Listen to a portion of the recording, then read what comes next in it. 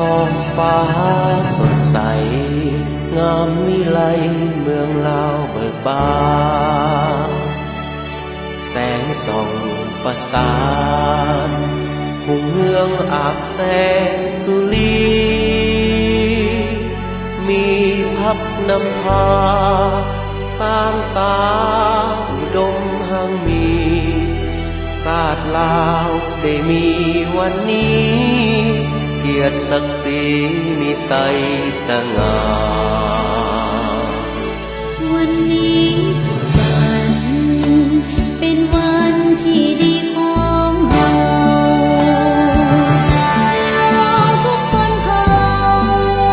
ร่วมใจอวยใสเลยมาเป็นวันสำคัญศาสตร์ลาวสถาปนา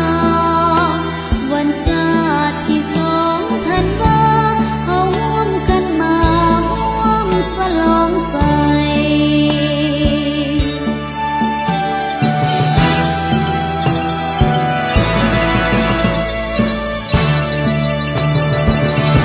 พวกเราขอห่วงขอส่งแห่งใจ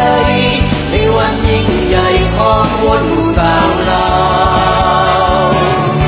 ขอให้มั่นคงยืนยงตลอดยืนยาวพวกเราสาวลาวจะเสริญสู่ตลอดไปมีเอกลักษณ์ประเทศชาติมุ่งเมืองสดสีพื้นแผ่นดินนี้เป็นของเราทุกคนร่วมกันสร้างสรรค์พัฒนาประวัติศาสตร์ของตน2 วันประวัติศาสตร์ยืนยงขอให้มันคงขอให้มันยืน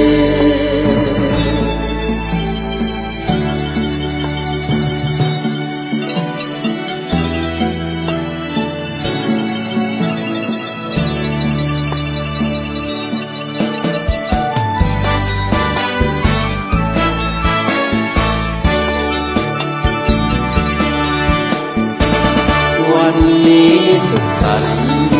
เป็นวันที่ดีของเฮาเรา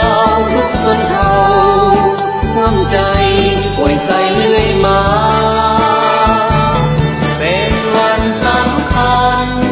ศาสตร์ลาวสถาปนาวันศาสตร์ที่2 ธันวาก็ร่วมกันมา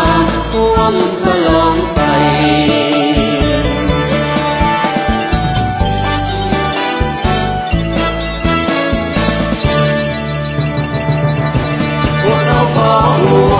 ขอส่งแห่งใจในวันยิ่งใหญ่ของมวลหมู่สาวลาวขอให้มั่นคงยืนยงตลอดยืนยาวพวกเราสาวลาวจะเสริญสู่ตลอดไปมีเอกลักษณ์ประเทศชาติมุ่งเมืองสดสีพื้นแผ่นดินนี้เป็นของเราทุกคนร่วมกันสร้างสรรค์พัฒนาประวัติศาสตร์ของตนเพลงการน้ำตาของปะกุมันเป็นนังคำเบาเล่าลือของปะคนเราที่ว่าบัวบ่ซ้ำน้ำบุคุณแต่หากได้ป่าสมบูรณ์ประวัติศาสตร์ยืนยงขอให้มันคงขอให้มันยืนมัน